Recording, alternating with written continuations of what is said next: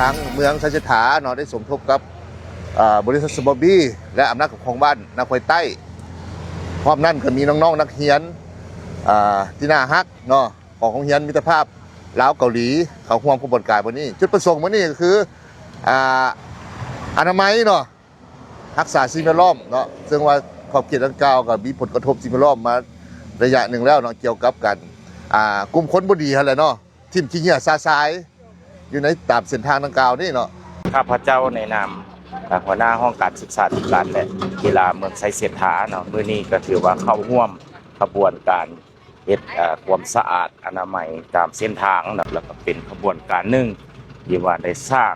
ปลูกจิตสำนึกให้แก่คนหุ่นนุ่มรักษาความสะอาดแล้วก็เฮ็ดเพื่อส่วนรวมเนาะเฮ็ดเพื่อสังคมขบวนที่2ก็แม่นเพื่อตอบสนองใส่บัตรเลือกตั้งสมาชิกสภาแห่งชาติและก็สภานครหลวงแล้วก็เป็นตัวแบบให้แก่ชาวบ้านตานุ่มในคัดบ้านและก็บรรดาโรงเรียนเนาะอยู่ในพวกเมืองไซเสถาที่ได้ตื่นโตสมัครใจเฮ็ดเพื่อสังคมนะเจ้าขอฝากถึงบุคคลเนาะที่อยู่ในสังคมจำนวนหนึ่ง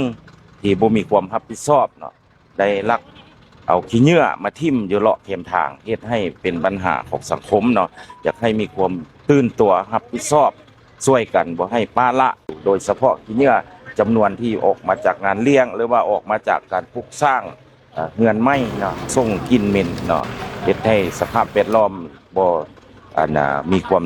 สะอาดและก็บ่มีความจบงามก็อยากให้ประชาชน